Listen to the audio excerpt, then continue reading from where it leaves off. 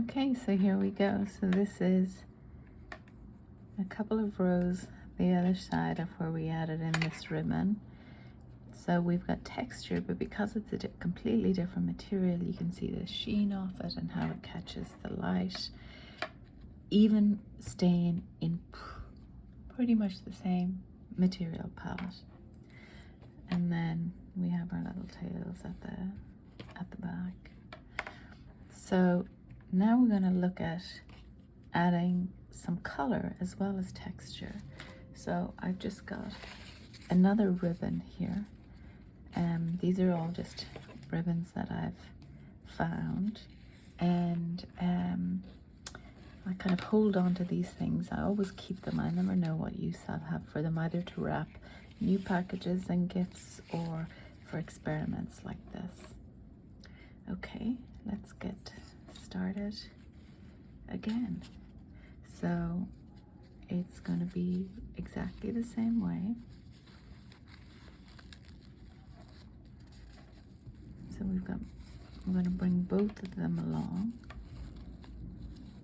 We're going to continue to knit again. So we've got the longest part, so keep the tail of the ribbon here. We've got the longest part connected to our wool. So in this, so the two of them are tucked together there. So in this case, because it's such a bright color, this luminous yellow, and the gross grain of the ribbon, it's really going to dominate. So you're hardly even going to notice the wool coming along with it. But you're guaranteed then that your ribbon is securely attached. So keep the two together.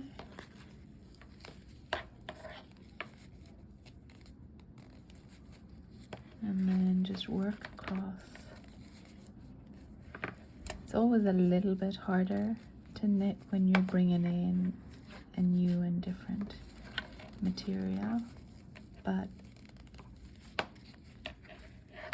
you could go with a thinner ribbon, you could go with something that's a finer, lighter material here. So this is both thinner and lighter than the gross grain. That would make it easier, but then of course you lose some of the qualities that this ribbon offers. So in terms of the bright colors and the chunkiness, so we just keep going along.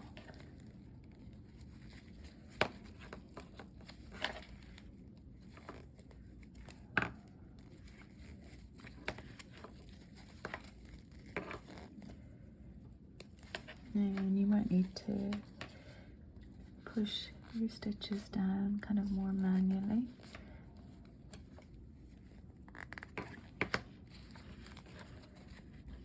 Wrap them around.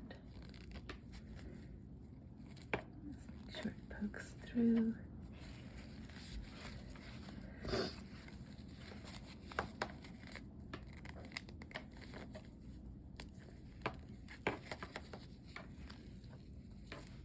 Now we're almost coming to the end of the row. 3 more stitches to go.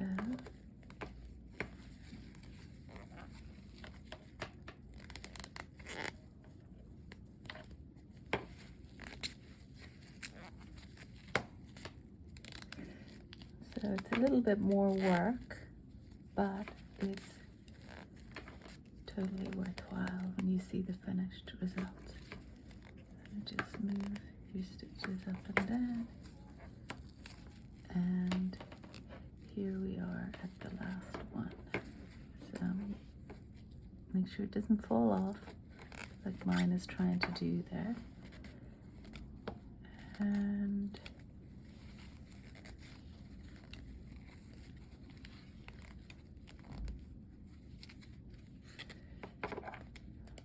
then just pull it off. Okay, so we've reached the end of that row. Because I picked a longer piece of ribbon, we're going to bring it back to the end, or as close to the end as it is. So you see here that the thread is peeking through.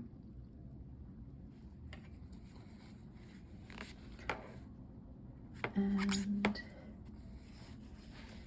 let's go back. I'm going to take this lighter satin ribbon out of the way because it's already hard enough. So this is going to get a little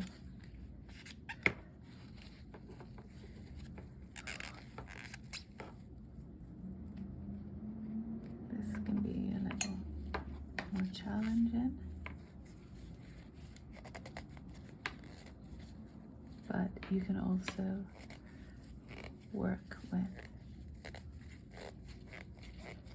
you can either make the decision to do one row or just work with a thinner ribbon. So I'm going to finish this to the end and I'll be right back.